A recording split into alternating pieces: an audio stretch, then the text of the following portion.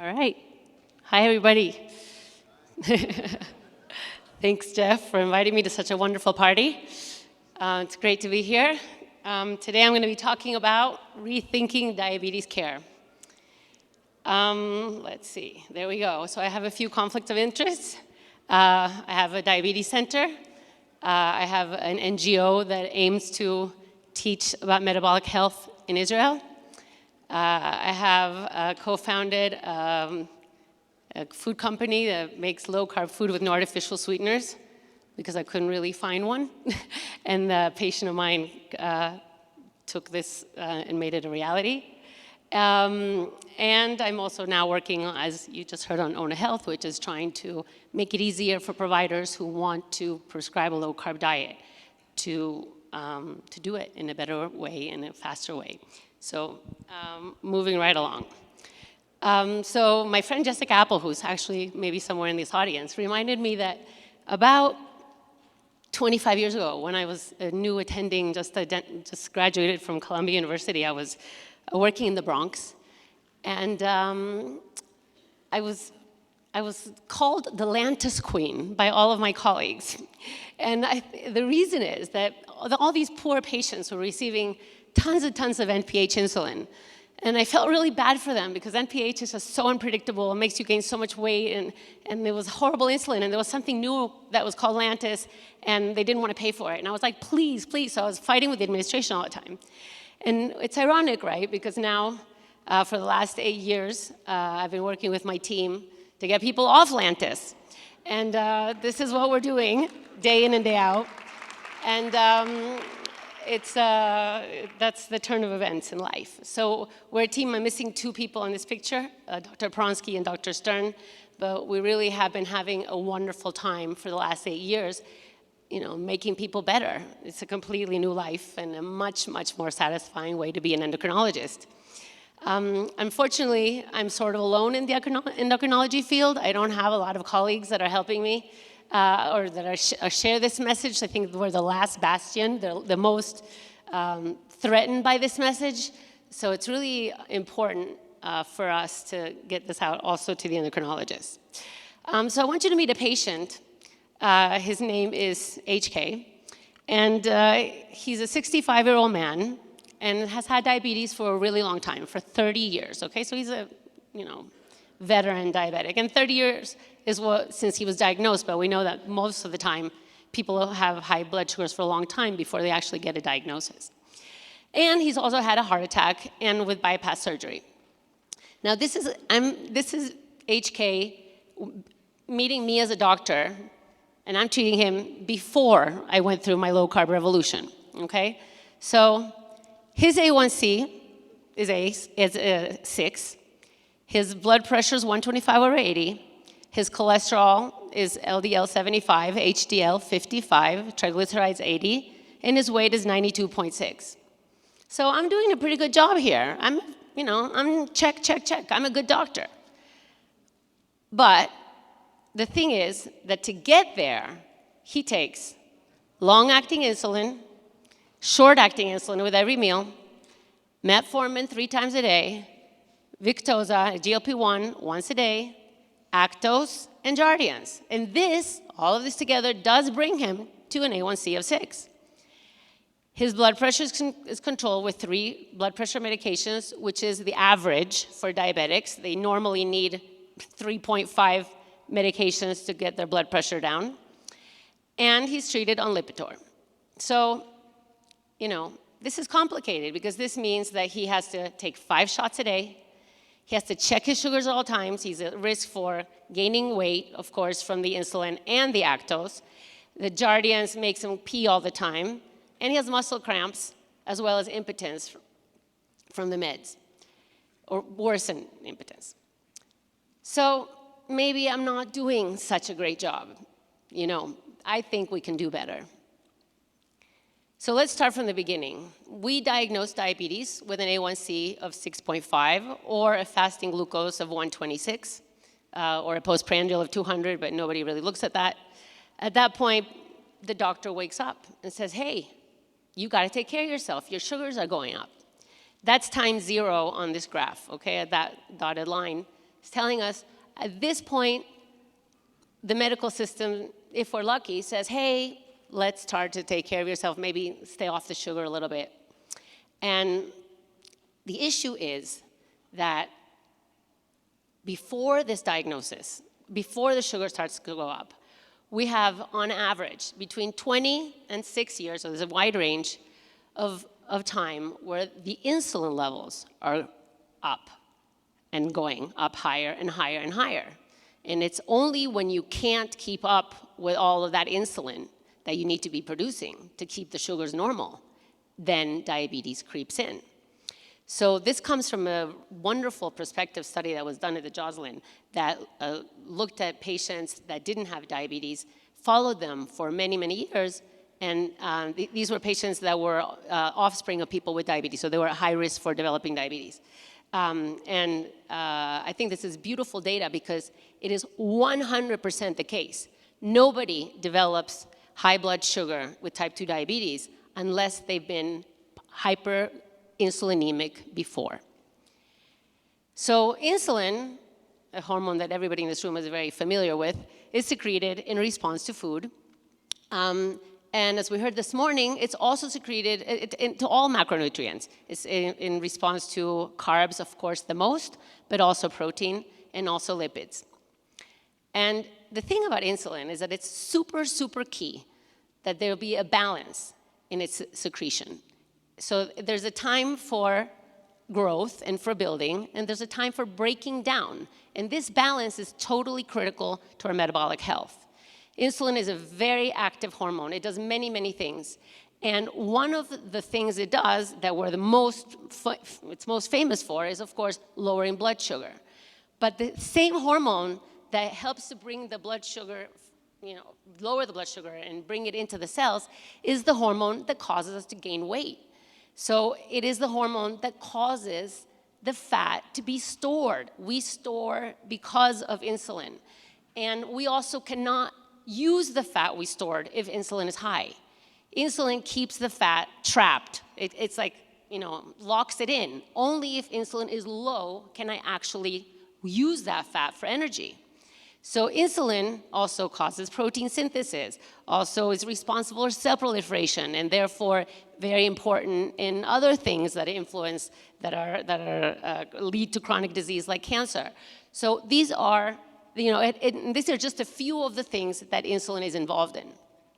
So it is really, really critical that we don't have insulin elevated all the time the way we do, because if we eat the way we're told to eat, thanks to our very famous food pyramid, we're constantly requiring insulin, and therefore we never get to that balance. Now, let's look at this in a different way. So this is a graph of people with no diabetes, normal sugars. When they're fed over a 24-hour period, they measure their insulin levels, and you can see that they go up, and then they go down, and they go down to a level of about 4 or less, and that's where we want to be. This is a normal insulin secretion pattern. Now, what happens is that for some reason, and we're still talking about what that reason is, right? We get into a state of insulin resistance.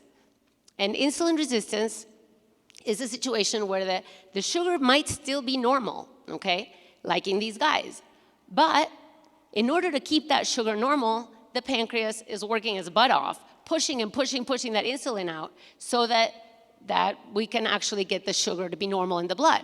But as we said, insulin has a lot of other functions, and this is not a healthy situation to be in. And notice that the gray doesn't go down. So we're constantly storing fat, whether you're eating or not eating. So fat is supposed to be stored subcutaneously. It's supposed to give us cushion. It's supposed to keep us warm. But the problem is that we run out of space, and then we start storing fat in places where we shouldn't be. For example, viscerally. And everybody here knows that this is not such a good deal. Now, fat actually is supposed to look like this under the microscope. It's small adipocytes, and they're all next to each other. And that's great because new stem cells that become pre-adipocytes that then become adipocytes are able to come in and get filled up as needed. The issue is that for some reason, and I've heard various theories, one is seed oils as a cause, is that maybe we cannot bring in new pre-adipocytes. And at that point, we start to stuff in all the fat into the fat cells that do exist. And this makes the fat cells very large. Some of them sort of explode. They are hypoxic. They secrete all sorts of cytokines. They create inflammation. They leak out free fatty acids. And this local inflammation becomes systemic, and we start to get kind of sick. So this is not a good situation. Now, when we start putting fat in places where it shouldn't be, okay, just remember, fat always needs to be in the fat cell. That's all. If the fat is not in the fat cell, we're in trouble. When we start putting fat into organs, they start to malfunction. Okay, so for example, if there's fat in the kidney, for example, we start getting proteinuria. Okay, protein in, we shouldn't have protein in the urine. That's valuable macronutrient that shouldn't be lost in the urine. When we have fat in the heart, we start developing left ventricular diastolic dysfunction, a very common complication in diabetes. And when we have fat in the liver, the master organ of metabolic function, we get into real trouble. And I think yesterday's lecture, wow, wasn't that incredible, right? Dr. Richard Johnson totally blew our mind with everything he's talking about, with particularly the fructose. The fructose is wreaking havoc. And also, I think there's some very interesting data coming out with the seed oils. We need a lot more information there. But I think this is complicated. What is cause and effect? What is leading to metabolic disease? We're still trying to figure out. This morning we heard about Gerald Schulman's and the ceramides and the fatty acids inside the muscle. What comes first? What's going on? We're still trying to piece it all together, but I think we're getting there slowly.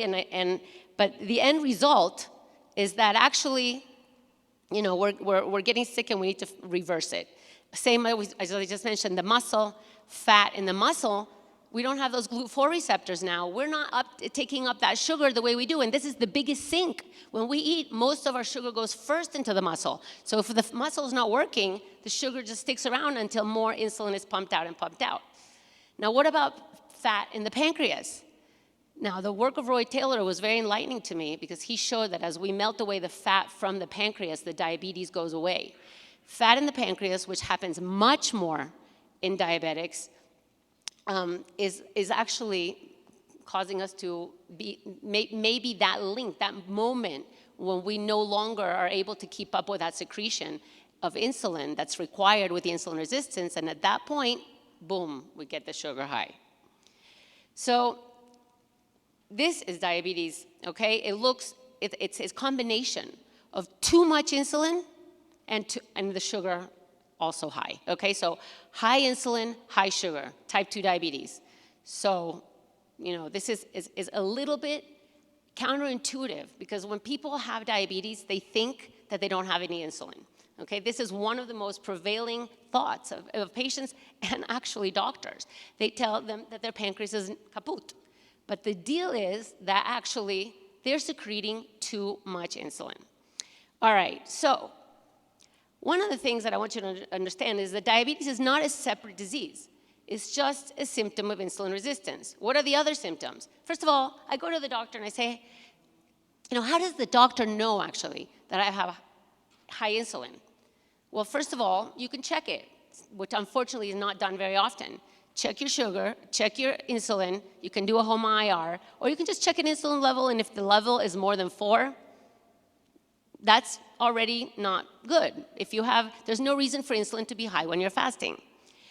But the more common symptoms, very well researched by the famous Gerald Reven, are weight gain, which makes sense, right? We're storing the weight around the waist, especially like we said.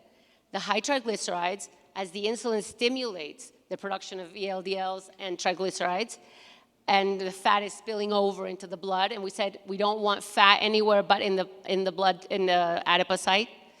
The low HDL, because it's mopping up those triglycerides. High blood pressure. Insulin, through many, many mechanisms, increases high blood pressure. For example, by holding on to salt at the nephron, at the level of the kidney. And the dysglycemia, the high sugar. A little bit of high blood sugar is a symptom of insulin resistance. A lot of high sugar is also a symptom of insulin resistance. That's diabetes. It's just an it's an extreme form of dysglycemia. That's it. Okay, there's nothing more to it than that. Now, why do we care? Because all of these are risk factors for heart disease. And of course, once you throw the sugar in there, everything gets 10 times worse. But all of these we care about this because this is what number one reason for heart disease, for cardiovascular disease is the number one reason for death in diabetics. But of course, that's not the only thing. Now, there's a beautiful trial, like I just mentioned, Gerald Reaven. He's really the father of this whole idea of metabolic syndrome. And he did a study of 600 people, followed 600 people prospectively for 13 years, okay? And nobody had diabetes, nobody had cardiovascular disease, and they divided it into quintiles depending on their insulin level at the beginning. And then they noted that those people that had high insulin levels had 4 times more chance of getting cardiovascular disease. And what's interesting is that insulin, even aside from all of these signs and symptoms, insulin in and of itself is also an independent risk factor for cardiovascular disease. This is New England Journal. I think this is an incredibly powerful message because the question is, we need to understand that this is not really should be given as a treatment, right? So there are many, many things that are linked to high insulin, and you guys are familiar with this. This is a very educated audience. And this is, Ben Bikman is the king of all of these different manifestations of insulin resistance. But I just mentioned the cardiovascular, but there's so many endless studies on PubMed that you can look up that will show you the link between hyperinsulinemia and Alzheimer's and cancer and migraines and reflux and PCOS and preeclampsia, osteoporosis. I mean, just things that we don't think about, sarcopenia, and so on and so forth. So the question is, should we be treating patients with insulin? And I think that this is a very relevant question because if we look at the US population, okay, out of all, this is a New England Journal published last year. Now let's look at the meds. If you can see here, insulin is the red. Insulin is the orange, okay? The orange, and it's about a quarter of the patients are requiring insulin, which, by the way, a few years ago, it was 16% when I was a resident. So things increase significantly. But that's not on there. Well, anyway, the bottom line is that insulin, instead of going down, is actually going up. And sulfonylureas, which increase insulin and are very cheap and are still used a lot in everywhere. We especially actually in the poor countries use sulfonylureas a whole lot. You can see that we're still, a quarter of our population is still taking sulfonylureas. So, this is a very relevant question. And we have a very good study that was done that came out, published in 2008. And there was this study and 2 other studies that were huge, published in 2008, back to back. And anybody that was in this field remembers, kind of like 9/11, where were you when you heard about this study? Because it really was pretty earth-shattering. Let me tell you about the study. 10,000 people, okay? Not sponsored by pharma, NIH sponsored. Then they took 10,000 people with type 2 diabetes that were high risk for cardiovascular disease. And they divided them into 2 groups. They said to one set of doctors, let's bring down the A1C to 6. Because right now the gold standard was 7. But they said, let's bring it down to 6. Let's do anything it takes to bring down the sugar. The other group, the standard, said, just do what you're supposed to be doing. So, after not too long, they actually had to stop the study because the intensive arm was dying more, okay? People who were reaching normal glucose levels were actually dying more. But not necessarily reaching, they were trying to reach, okay? That's the first part. They were trying to reach normal glucose levels. They died more frequently. I mean, can you imagine?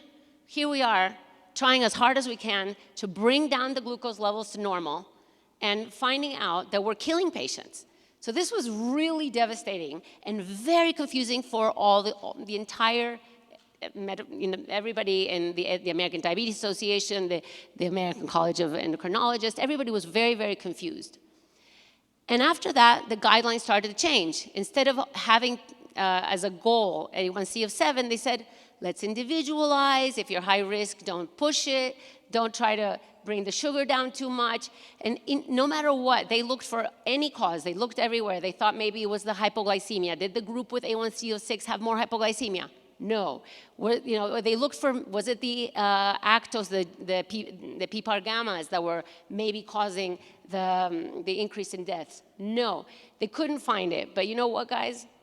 The group that died more, 77% were on insulin, and 55% in the other group. And I don't think anybody was actually thinking about that at that point. So I think this is a wake-up call, and we should have thought about that then in 2008. Now, actually, it matters how you lower the blood glucose, okay? So if you're treating with an SGLT2, for example, oh my God, one sec. SGLT2 decreases both insulin and sugar, which means that actually you improve mortality. So everybody's going crazy over these new meds because they improve mortality. Same with the GLP-1s. The GLP-1s, like Ozempic, lower sugar and lower insulin, and they improve mortality. So it matters how you do it. Now, let's rethink about all of this in the light of what I just talked about. So diabetes is actually really caused by what we eat. Somehow, the high insulin becomes insulin resistance, and this leads to diabetes. Or whatever that mechanism is in between, because we still have a lot of question marks. The processed food with the seed oils and the sugar and the processed carbs are making us diabetic. Most of the time, this is the reason behind it. And what we need to do is lower that insulin first. We gotta get that insulin down and then deal with everything else. And the best way to do this is by not prompting the pancreas to secrete more and more insulin. We don't need it to secrete insulin if we eat foods that are mostly protein and fat, okay? And you can pick and, like we talked about, have our battles about that. But bottom line is, let's get the processed food out first, and then we can debate amongst ourselves. So if that doesn't work, and by the way, I just want to go back for a second. The reason it's important to be extreme about this is because I love the state of ketosis. The state of ketosis provides so many other benefits. And if we go just a little bit below, we don't get there. We got to go all the way, because then we actually allow the body to start burning fat, and we get all the other pluses of that beautiful molecule. So medications, we have a plethora of medications. Let's try to stay away from those that increase insulin, the sulfonylureas, the meglitinides, and the insulin. So let's meet HK after he's been my patient. Again, after I went through my own revolution and said, hey, let's try eating protein and fat and leave the carbs. And his wife actually came into my room and screamed at me. So what actually happened is that he kind of looks the same. His A1C is still 6, blood pressure 125 over 80, and the LDL is 75, with the HDL of 55 and the triglycerides of 80, but now he has lost 10 kilos. But the thing is that, oh wait, sorry guys, I'm like, totally not. This is the new HK, sorry. This is the new HK. He looks the same, but 82 kilos here. But the thing is, is that he's on the meds are much, much lower in number. He is still on a shot a day because he's had diabetes for 30 years, and this is something we need to understand. Reversing diabetes becomes harder and harder with time, okay? So we're gonna need meds, and this is why it's important to understand what meds to use. So, he's doing a hell of a lot better. He feels great, full of energy, and we all know how great this is. All right. So I want to just tell you a little bit, because I was very inspired by the Unwins. David Unwin did an internal audit and published it, and I was like, hey, let me look at my data. So I just want to tell you about a cohort of 102 patients that we followed for 6 months. And we have they've also seen a dietitian. We know that they follow the low-carb diet. At some point, we have a record of that by their ketones. And their average age is 60, 50% women, 50% men. Average time with diabetes is 11 years.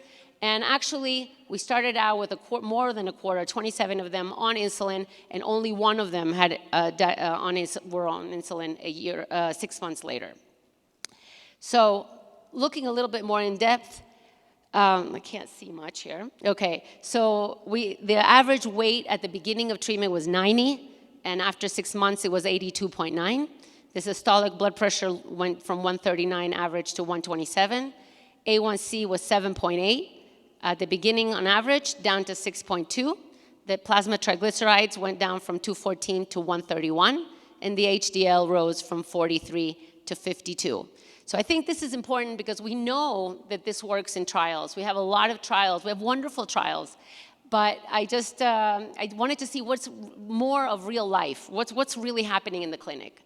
And then talking to David Unwin, he mentioned this audit done by the UK National Diabetes Audit that said that they estimated that for every year that a patient lives with an A1C of more than 7.5, they lose around 100 life days. So I said, okay, let me look at our clinic and see what's going on here. And how are we doing there? So out of this cohort of 102 patients, 49 patients had an A1C of more than 7.5 when we started. And I wanted to see what percent actually were able to get down below 7.5. So this 49 patients in this group had an average of 8.9 A1C. And after 6 months, their average A1C was 6%. And 45 of them were able to go down from A1C of greater than 7.5 to less than 7.5. So I hope we are extending life. This is a correlation. We don't know really if we are extending life, but I thought it was kind of interesting to look at it. So our current paradigm, restrict calories, right? Eat less fat, eat less, move more.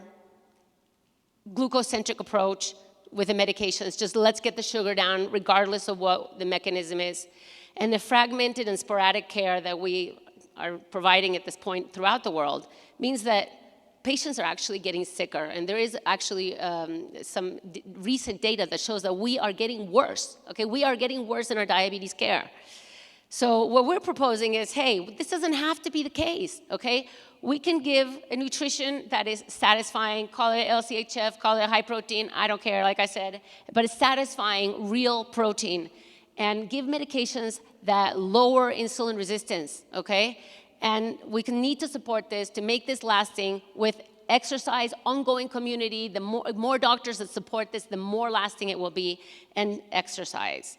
But there's another piece of the puzzle, and that is we've got to treat the sugar addiction, which is totally related, of course, to the processed food. But the more we bring awareness to this, the more we talk about this, the more we understand and help and give tools to patients to deal psychologically with changing the relationship with food, we're going to get much farther along. So I really think that this is another piece of the puzzle that fortunately is becoming much more common in this community to discuss this, but I think that is still considered fringe. So that's it. Takeaways. Type 2 diabetes is a symptom of insulin resistance.